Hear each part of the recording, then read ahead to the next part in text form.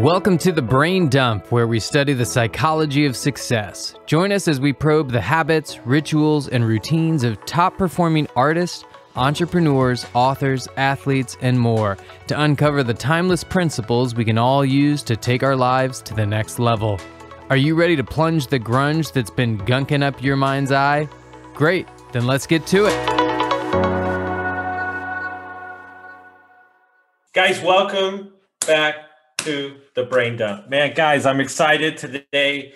We have resident badass in the house, Mandy McAllister. How are you doing? Oh, just, living the dream. Thanks for having me. Perfect. And then Anthony, my as always, I'm just over here too. Yeah, you're over here too. Anthony, I'm feeling exposed. I'm feeling vulnerable right now because the topic that she wants to talk about is probably it's calling you out. The number one thing that I'm working on right now. So what are we going to talk about today, Anthony? So I think we're going to be talking about finishing. Actually, not just starting tasks, not starting projects, which we're really good at over here, but actually getting them through to completion. And I think the reason, Austin, that you're feeling exposed right now is because you are, I would say, better than anybody else I've ever met at starting things. Yes. But yes. Getting them through to completion, a little bit harder. But I am maybe coming in just right behind you in second place. And Mandy, I am curious because the way that we approach this conversation, just for everybody at home so that they know, that I want to give you, pull back the curtains, give you a little sneak peek, is we come into these conversations not knowing what we're going to talk about. And we turn to Mandy and say, Mandy, what do you want to talk about today? And she said this topic, finishing. So tell us more. Why this one in particular? I am a kindred spirit to our guy, Austin, because your girl, Mandy, can really get some stuff started. And I've got some home projects. I've got a bunch of monitoring my real estate investments. I've got a lot of coaching stuff. I've got, this loose end stuff is currently occupying a large portion of my active memory. So, recognizing for myself that the one thing that I need to work on is, finishing what's in front of me, running through the line, getting that stuff completely off my plate. So that is what I've actively been working on this week. And I thought it might be kind of fun to talk about what we're works in progress with. And just in a current situation, to give context so people can understand, what are you working on currently that you're trying to see through, just so they know the task that exists? Yeah. So, I am about 90 days from I'm calling it trial retirement, because I can retire. I'm going to be focusing on my real estate business rather than my day job of medical sales at the end of our fiscal year, which happens in 82 days, if anyone's counting. Yeah. So making sure that all of my loose ends in running my portfolio like a business is very important, because now it's not something that, no big deal, I've got a big salary coming in, a big, commission about to happen. I'm in this spot that's my livelihood. I've got to get more serious about shoring that stuff up. And, then there's the little just life things. Today is my kiddo's 5th birthday. I've got to finish ordering cupcakes for his party on Saturday. You know what I mean?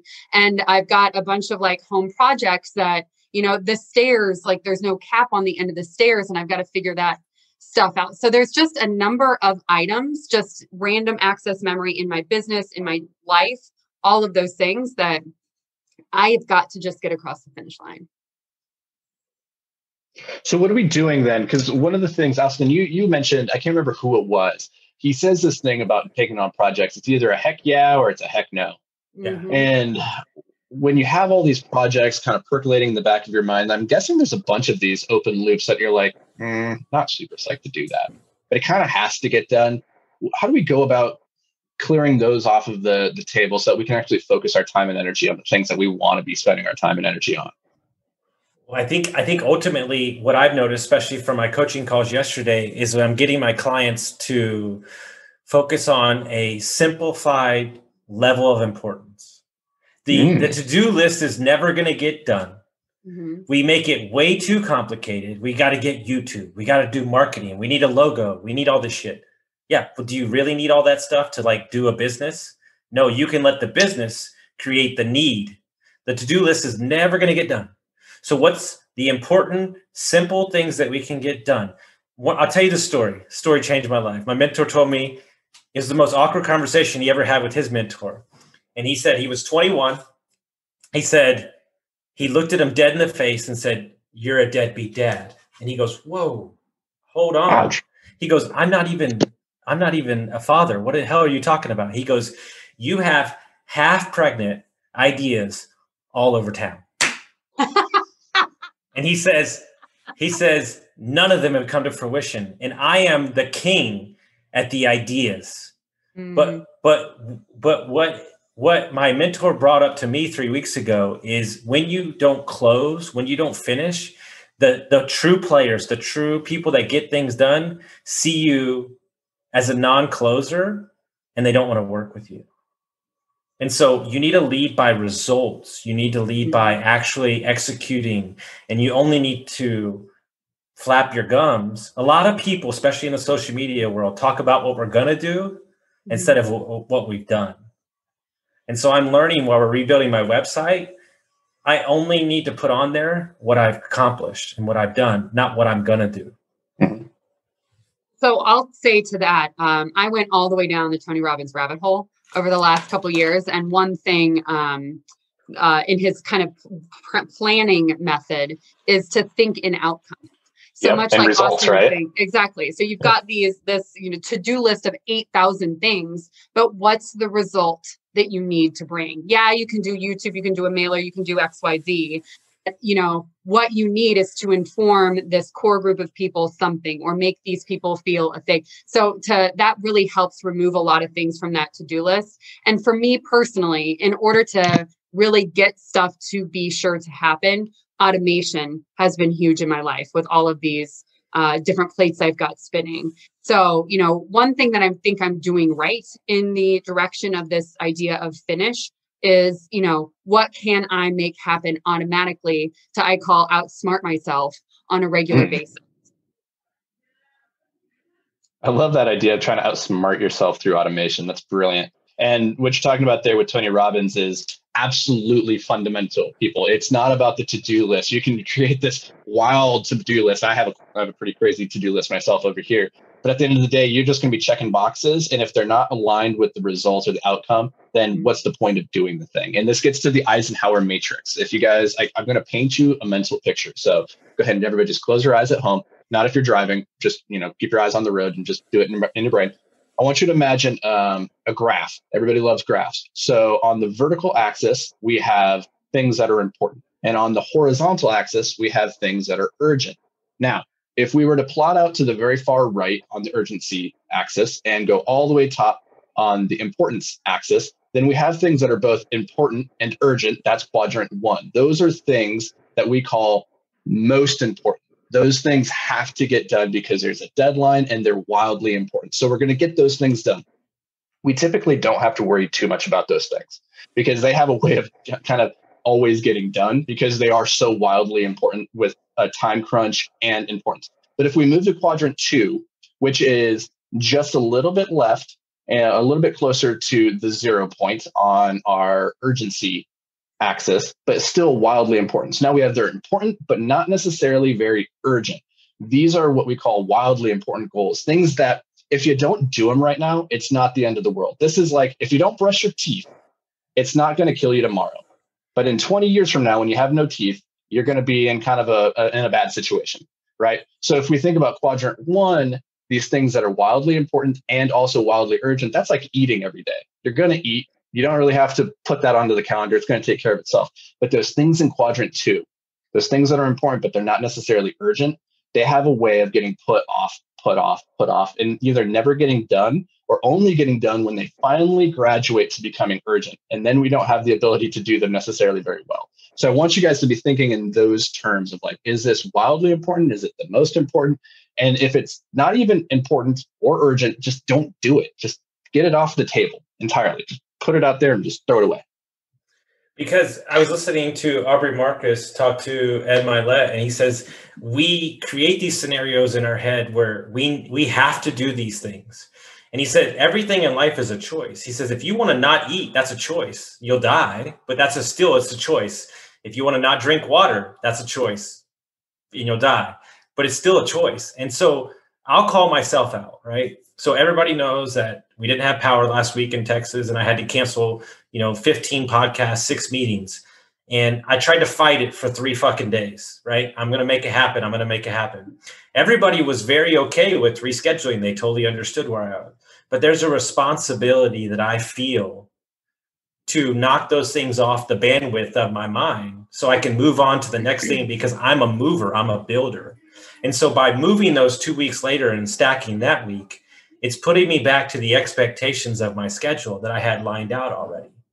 And so it's not, so I'd be interested to hear y'all's comments on that. It's not that I knew those people were okay with it, but now I've pushed it farther out and that freaked me out because I had a plan to walk away from it. It's getting things off the plate of your random excess memory, your stuff that is, you only have X number of bandwidth. And I think, Austin, the last time we spoke on a podcast, we talked about this book called Scarcity. And, not just there's this idea of scarcity in resources or in time, but there's also scarcity in bandwidth. So, there was a study that everyone was a dieter, and the people, that had to do these cognitive tests on a computer with the candy right there did worse than when the candy was across the room, because they were using all of their bandwidth to not eat the dang candy. So, there are ways, I completely agree with what you're saying. Like whenever, you see a snake, you kill a snake, right? Like to get that completely off your plate and allow that to be done. I'll say, one little hack that I've kind of come up with to loosen that bandwidth stuff for me is if I can put something on a list that I know I'm going to address at some time blocked part of time, then I can reopen that part of my bandwidth again. It's not completely done, but at least it's allocated to a different amount of time. Or, you know what I mean? So like I drive a lot for my day job. I'll yell at Siri, hey Siri, put Austin Linney on my follow-up list. And then I have time blocked to follow up. And then I can stop thinking about damn Austin's follow-up that I got to make, That damn Austin. So you're talking about the time blocking. I think time blocking is a really powerful tool. So let's explain that a little bit for people maybe that aren't familiar about it and how you guys are implementing. Austin, do you do time blocking? That's a good little calendar. I like that. What would your explanation of time blocking be? Normally my schedule is full with every minute of the day because like I front load my week. So I want to get as much done in 3 days as possible. Now, the concern being that the reason I want to stop recording for a couple months because I have so much content is that I don't have any time to work on my actual businesses because I'm recording podcasts. So the lack of not having the building part, I feel like I'm missing that part of my life right now. These conversations are amazing and I want to do them, but I also want to build my business too. And until you prioritize that, it's not going to get done. Right. So I think that for me, I'm a single mom of a 5-year-old and I have a day job that's pretty demanding. And I, have this side hustle of multifamily investing that, has replaced my income. So I'll tell you, to get really ruthlessly protective of my time has been the thing that's helped me get things done and really get them finished and off my plate.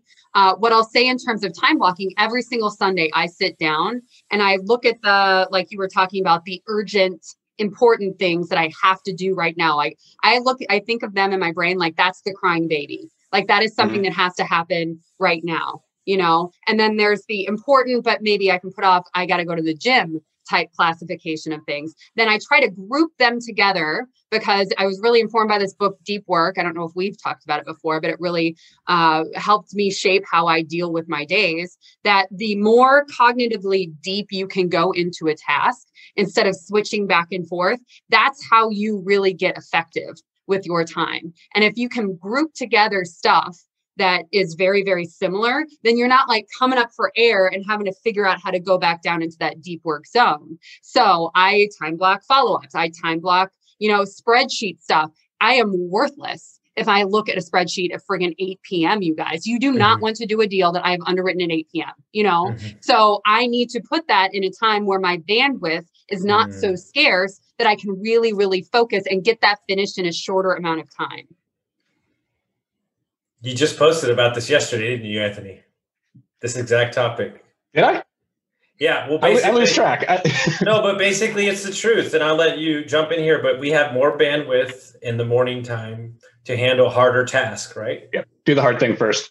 Yeah, and this is exactly it. Is I love Deep Work by Cal Newport. I highly recommend that book for anybody, because for me, it's so easy just to get caught up in the emails and the phone calls and this podcast, but I'm not putting my time and energy towards the really important deep work that only I can do, which is writing books or, underwriting deals or dealing with, like the problems that only I can do, I can solve. And for me, that is the morning is the time when I do that stuff. Am I mentally fresh? My willpower is not drained yet. If we look at willpower as being a finite muscle, then we need to apply it towards the things that are the most important early and put off till later in the day the things that aren't quite so important. Like I can blow through my emails really quickly with very limited willpower. Like it's not the most important thing for me. But at the end of the day, it's this balance between being effective versus being busy. And quite often we make the mistake of doing things and filling our schedule with things that are busy, but at the end of the day, it didn't really move the needle forward. Right. Like Austin and I were talking about writing a book together. And if at the end of the day, we get too caught up in talking about the cover design and who's the editor and how we're going to market the thing, and nobody puts their butt in the chair and actually writes the damn thing, it's all for naught. And how many times have we launched, I'm just as guilty, tried to launch a thing where we spent so much time thinking about the marketing or the image of the thing, and then we didn't actually create the thing. Like, whoops. Yeah. So through this Aspiring Women Achieving More, we do this accountability group, and there's two things that so continually show up, right? Number one, done is better than perfect, right? Like I get that you need to do this Airbnb, sign-in book, but that's important, but it's not so important that it should keep you from having that thing listed. Done is better than perfect. And then, we also very much, the people that I work with, I really encourage them to, you've got this North Star of this thing that you're working on, this one big goal, this, I'm in Chicago, I want to drive to Denver, whatever that is. I then need to only think about what is the next right step. And if I can just then complete and finish that next right step, I'll be in a position to be closer to that North Star. So, number one, done is better than perfect. Number two, focus on only the next right step and don't get lost in the weeds of step 800. Well, you shared something during our podcast, and it's the same thing me and Anthony dealt with like a week ago, is like you have a group of, I apologize. It was Becky that shared it. And she said that she had a group of 10,000 women in her Facebook group, and she spent 2 weeks figuring out what she was going to teach them. And wait. And she goes, what if I just asked them what they want to learn?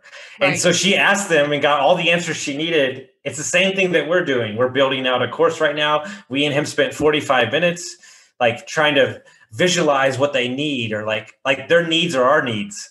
It doesn't, like my needs are different than other people's. And so we too many times think that we have the answer when ultimately what it takes is asking a question, not giving the answer. And not needing to be the expert and just asking the question. Your significance does not matter to me, especially when you're trying to provide something to people and the market research is at your stinking fingertip.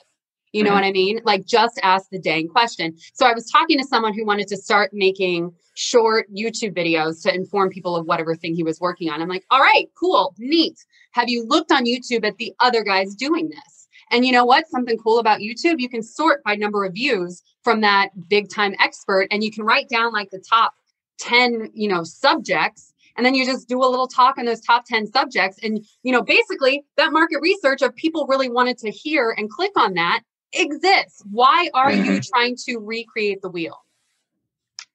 Something I've always really struggled with, particularly when I was like a full-time author, was this battle with perfection. So just like you're talking, Mandy, done is better than perfect. And recently I was talking with somebody who phrased it as one is better than none. And it's absolutely true. It goes back to what Steve Jobs said, that real artists shit. At the end of the day, if you have nothing to sell the world or to give the world, if you didn't produce anything, then it's all just kind of useless pontificating up to that point. And we get stuck in this perfection cycle. And perfection is really just an excuse It's just a way of guarding ourselves from actually delivering the thing because we're afraid, we don't want people to judge it yet. We're afraid of what they'll think.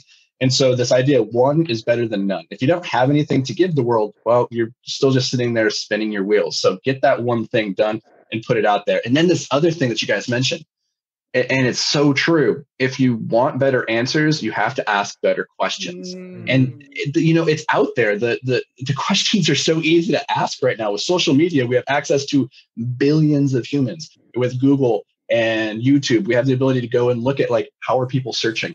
What are the questions that really move them? So we don't have to even guess. It's out there if we just go and ask the better questions.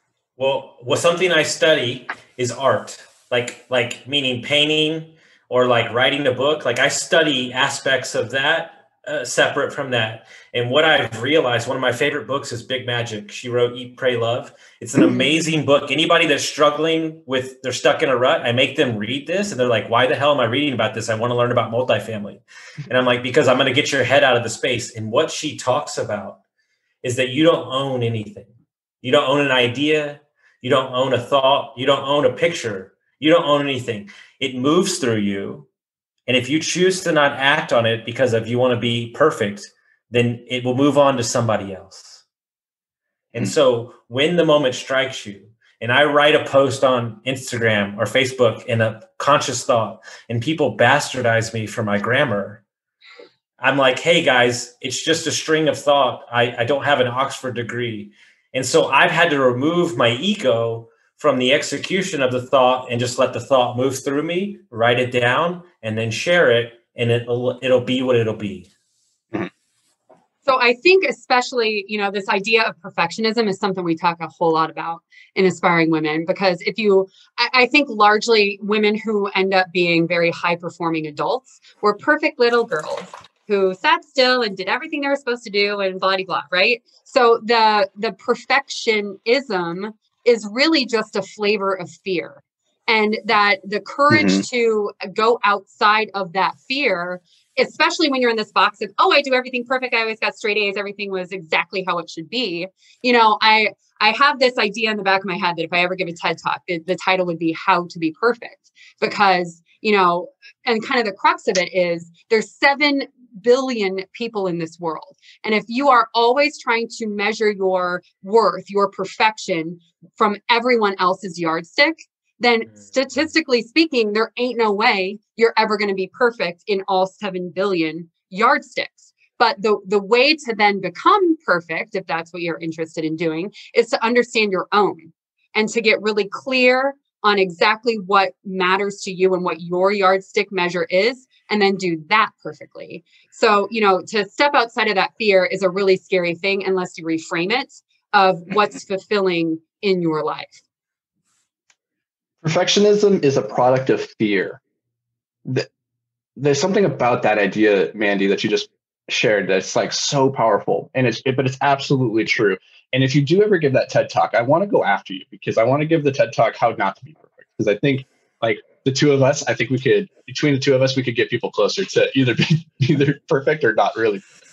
But let's talk about this. Okay, so everybody at this table is very good, I have the sense, of starting things and not being too held back from this idea of, what's the world going to think, or can I actually do this? Do I have a right to put this out into the world? But once we actually start that project and we get to, say, 60 or 70% done, that last 40% or 30%, that's really where, like, the rubber hits the road and things get hard. And then we have to start, like, tweaking things and improving things. And that's where I find my projects tend to stall out and die.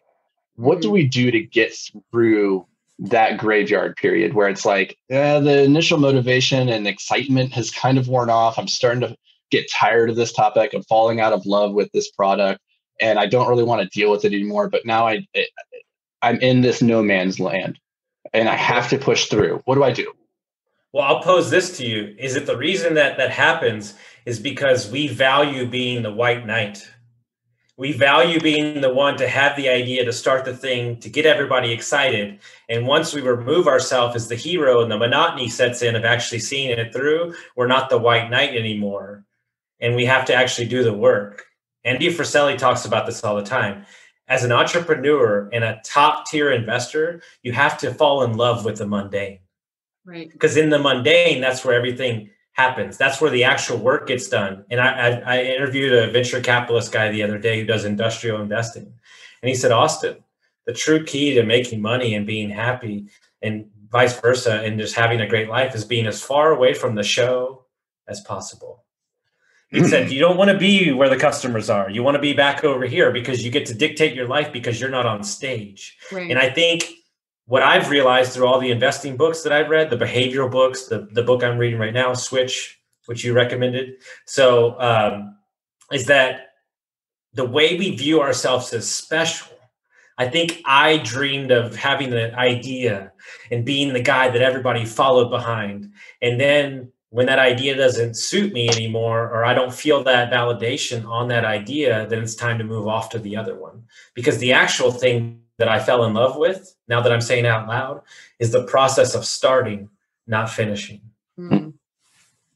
Well, and what got you here won't get you there, right? So if what you want is this ultimate success of managing assets, of taking down assets, of whatever that is, of writing a course or a book, it's not done till it's done, And one thing that I kind of struggle with is when I have this baby of an idea, and I've put in all of this work and I'm 85% finished, like if it's not working, when do I accept that it's time to let go?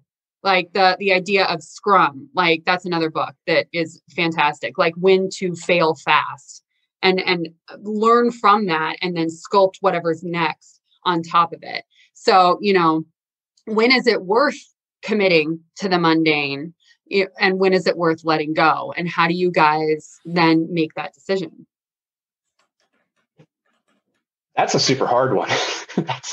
I don't know if I have a great answer there. I think one of the things that we've used in a number of our businesses is the idea of firing bullets before cannonballs and moving very quickly into projects. And so for people that aren't familiar with that analogy of the bullets versus cannonballs, I want you to imagine we're back in the pirate days. We're on a boat, we're on a ship, we're out on the sea, and we see a boat coming on the horizon towards us, and they have their Jolly Roger flag flying. So we know they don't mean us anything good. And so we need to sink their ship before they get to us. Now, if we just start firing cannonballs at them, then we haven't triangulated the course. And so a lot of our cannonballs are going to land in the water. They're not going to hit the boat. And by the time we finally hit the boat, we've triangulated the trajectory. Well, now we're out of cannonballs because we can only carry so many of those. So the better strategy is to fire bullets first, because we got a lot of bullets. We can carry a ton of those.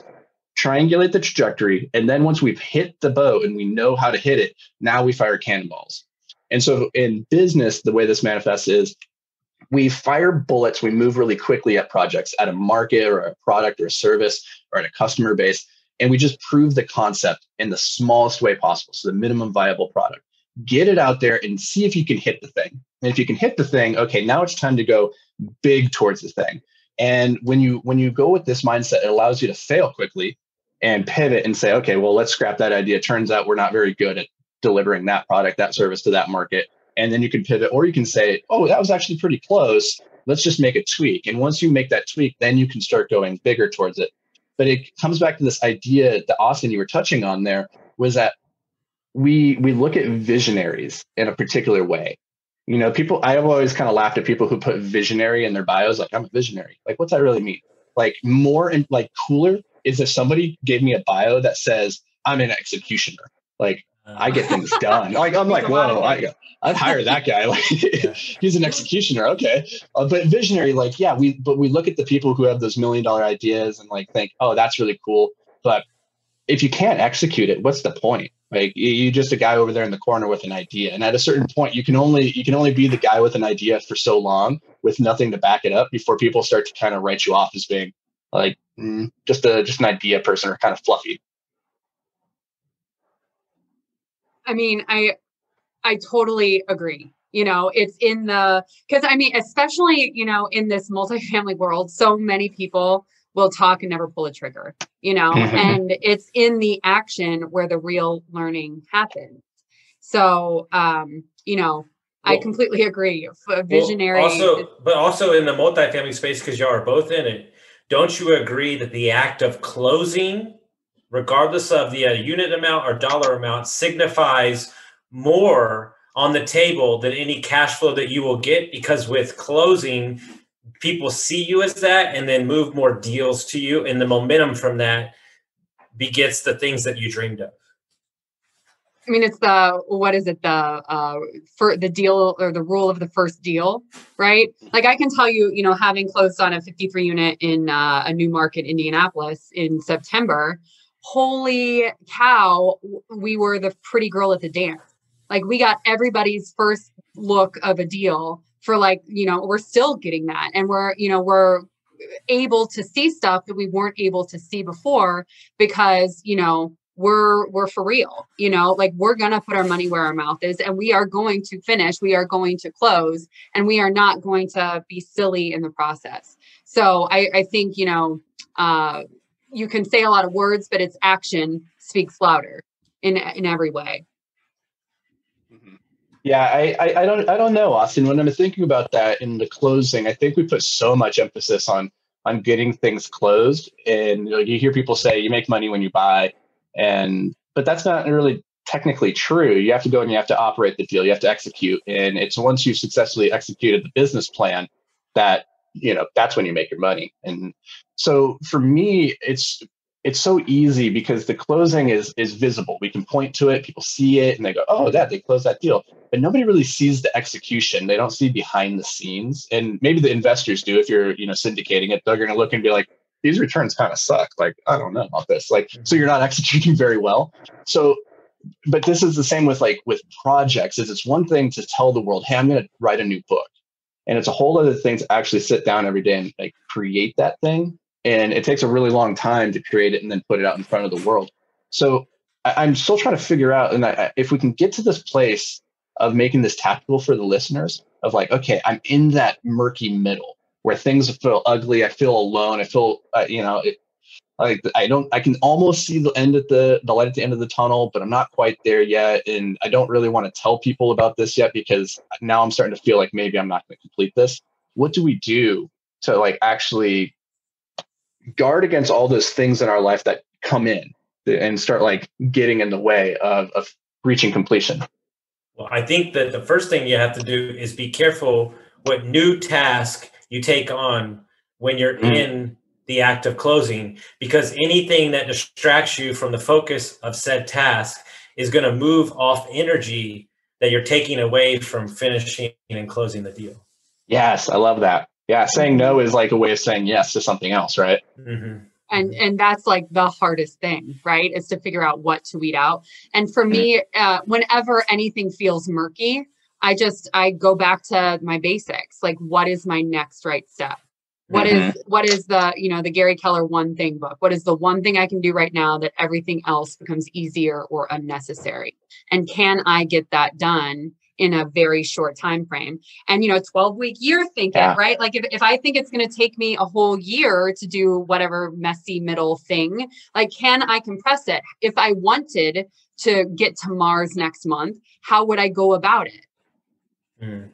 And I think from somebody, just two things. One, losing 65 pounds is a 2-year odyssey, right? And I think being okay with taking the daily steps necessary, and over time, the momentum of the losing weight is going to change the way you feel. And when you change the way you feel, it's easier to do the task because you're hanging on to the feeling. What I tell everybody when they're getting sober or they're starting a new workout program is chase the feeling. Chase the feeling. If you hold on to the feeling, then that's what can pull you through. And something that's very interesting, when I take on a new coaching client, this is my strategy. It is what it is, but this is what I use, and they seem to love it, is when you tell me what you want. Let's say you highlight 3 things that you want out of this coaching. I am going to talk to you for our entire time together as those things have already happened. And what I'm doing is I'm talking to the next version of yourself, and I'm pulling you. I'm using my energy and my vision of you for you to hang on to that and to pull you through. And then eventually you just become that version of yourself that you're seeking. I mean, there's science there too, right? Like the visualization, athletes, seeing something before it's done, it like that rewires your brain in such a way that, you're onto something often. Well, Jesse Itzler says, I don't have to worry about running the marathon that day because I've already ran it 50 times in my mind. Mm-hmm. I like what Mandy, I want to acknowledge what you said a little bit ago about how would I get this done? If I wanted to go to Mars next week, we had to do that. How would we get it done? And when you start asking that question, it goes back to like ask better questions, get better answers. Is when we ask, how would I get that done? Then your mind starts going into problem solving mode. It's a creative state of mind. And the world is now an open oyster. Like now it's full of possibility. Whereas before, if you're just fixated on the obstacle or the fact that you're tired and you don't have the energy and it doesn't feel like this project is going to completion, then it's probably not going to get to completion. I think, this idea of the kind of one step above that, even this idea of thinking time, allowing yourself just time to have an empty brain and think. The Road Less Stupid, Keith Cunningham, if you haven't read that book, that's awesome. He basically advocates for, all good ideas come when you allow yourself time to think. So time blocked into my little calendar is just an hour or two, usually, to sit and think about stuff. And I have like a Google Doc I keep on my, phone, laptop, whatever, that are subjects that I want to be able to think through. Like I want to think through these 12 items in my business. I want to think through these, how can I like have a adventure day with my kid? And I just kind of go through, all of these ideas to then thinking time how to make anything else happen. And the compressing stuff into completion is really just one of those smaller entries into that larger thinking time. I love that. I love the idea of scheduling thinking time or downtime or rejuvenating time. I'm personally really, really bad at this. Something I think maybe you guys and maybe our listeners at home could resonate with is one of the things when I used to keep big to-do lists and I would try and tackle as much as I could in the day. One of the things I discovered is that realistically, on any given day, I can only get about maybe 3 meaningful things done. Like meaningful, and however you choose to define that is a little variable. But for me, I would look back and like, I have all these things on my calendar, but I only got like 1 or maybe 2 meaningful things done. And so one of the things that's helped me is as I'm time blocking, because I do the same thing that you do, Mandy, is that on Sundays, I sit and I block out my week and say, what am I going to do when? What are those big things that need to get done? I've been giving myself the freedom to expect less from myself, which is just, hey, on any given day, if I could get one thing done, what would that thing be? And at the end of the day, if I look back and I'm like, did I get that one thing done? And it's a yes, then awesome. That's a win. And what I've noticed is like you don't have to get as much done per day as you think to get massive momentum. No, it's what I choose to get sober. Andy Friselli talks about winning the day and having your power list of 5 items, not goals, 5 items that if you did that, you would feel like your day's complete. He said, if you get those things done at 9 a.m., then your day's done and you feel great about it. But signifying to yourself, bro, you just blew my mind with giving myself the grace to not do everything. Yeah. There's so many things that we think we need to do that ultimately don't move the needle. And I think at the end of the day, if people knew the things that all 3 of us were working on in the background that are long-term goals that don't see significantness right here, and they're going to wake up in 5 years and go, damn, that's crazy. You must have did that last Tuesday. And I'm like, no. The relationship that I have with people right now is a 22-year process. And that's why I can call on these things. It's this idea of when you're an overnight success, like you're not really an overnight success, right? So in Atomic Habits, there's a story of, complaining that you don't have results right now is like an ice cube complaining that it went from negative 14 degrees to 31 degrees. Well, nothing is going to happen because all of the magic happens at 32 degrees when it can start melting. But there's no way it's going to start melting unless it made those first 40 whatever steps up to the melting point.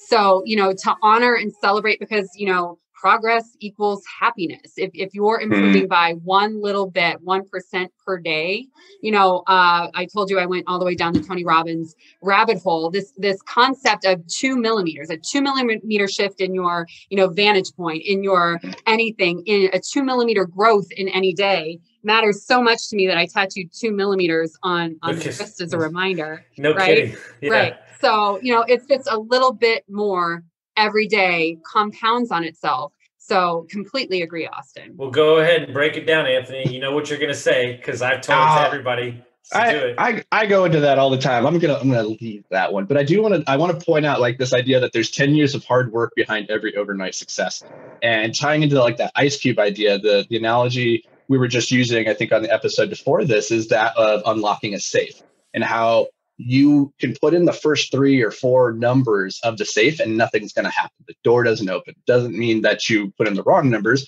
Just means you haven't put in enough numbers yet.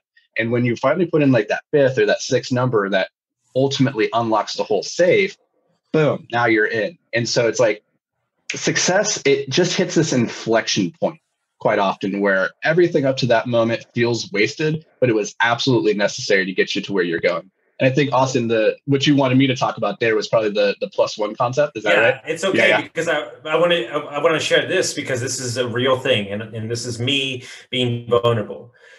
21 years as a drug addict and an alcoholic in a marriage that ultimately at the end of the day didn't serve me, right?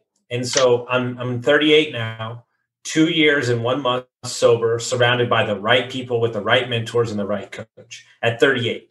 So I am extremely frustrated, very frustrated that I'm not farther along in my life than other people around me at said age.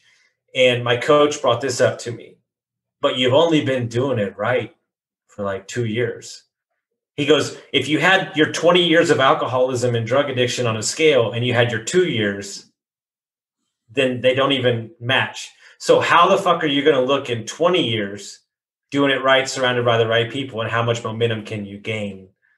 Because ultimately you've been working in the wrong way or flailing about. And so that's why the thing for me is my entire life leading up to joining masterminds, I was 9 miles wide, 1 centimeter deep. Right now we're going 1 foot wide, 9 miles straight down. Yeah, no, thank you for sharing that. And I think that resonates a lot because self-judgment gets you nowhere. Why am I not, that's kind of when you look at people and you think like, I should be there. That says everything about you and not them. Right. So how can you, and I don't mean to cut you off, but ultimately, and only because I want to share it so I don't lose the thought, is that I have to understand that I appreciate the fact that I'm available and honored to be in this conversation.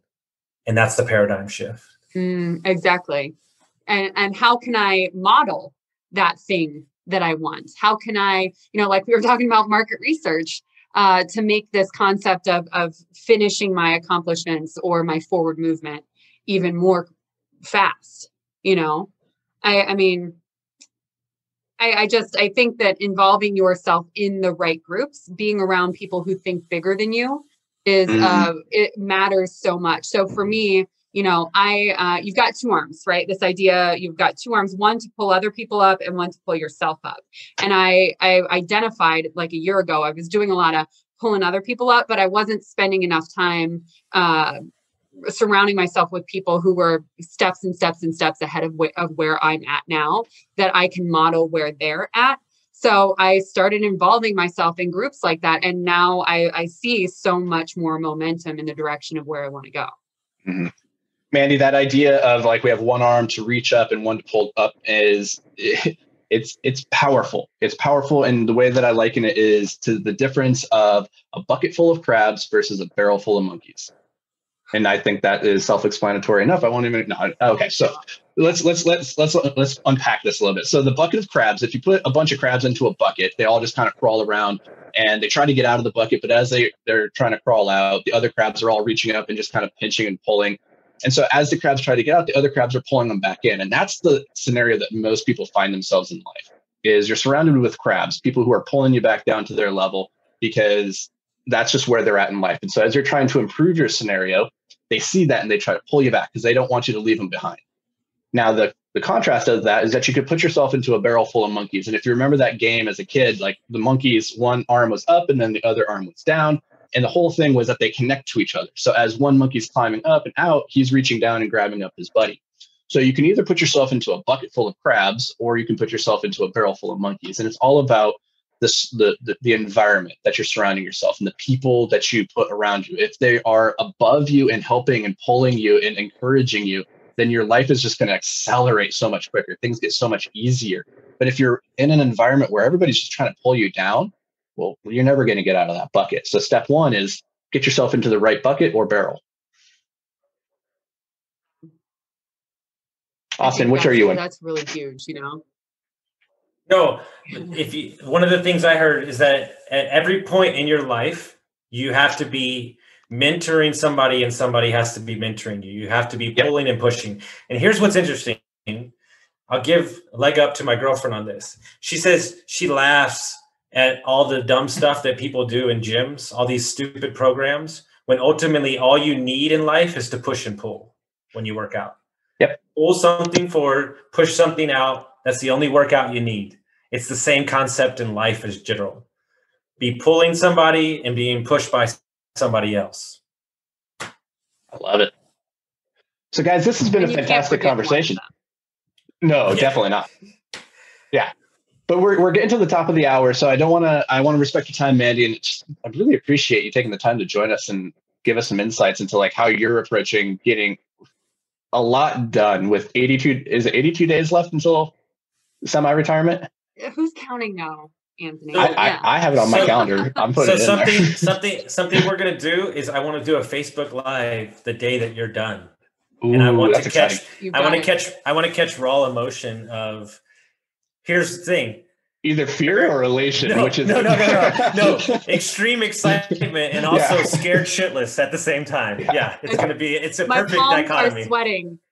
I'm not joking. My palms just started sweating. So this is absolutely Well, that's how you know that's the direction you need to go, right? It's towards our fear that we grow. Yep. So if people want to find out more about what you do and how would they do that, how would they find out about you? Yeah, thank you. So all of the stuff I'm involved in, my investing arm, this Aspiring Women Achieving More, everything is kind of captured on mandymcallister.com. And you can get a hold of me through that. Love it. Perfect. I really appreciate this. So excited for you to come on and take the time. Wish your kid happy birthday for us. I'm very excited. It's a big week. You gotta make sure everything's perfect for kid, but more importantly, you gotta finish the birthday party. Yes. Yeah. Yes. Somehow I feel like that one's gonna get finished, right? Yeah. It's the crying baby. That's a crying baby thing. Yeah. I love the way that you put that, the crying baby. I'm like, oh yeah, the crying baby does get picked up. Yeah. Right. Thank you for this chance, guys. Super fun to talk about this stuff with you. You got it, guys. Thanks everybody so much. Make sure you share this to your friends, guys. And as we leave you, I want you to ask yourself, what is unfinished in your life? What do you need to finish that if you finish, you would release bandwidth within your ability to create more things that you could go on and finish? So don't be an open iPhone app that has a million apps open, and go out and finish some mind loops, close some things, and you're going to feel lighter, fresher, and you're going to be ready to attack more stuff. So I hope everybody has a great day, and really appreciate this. Thanks, guys.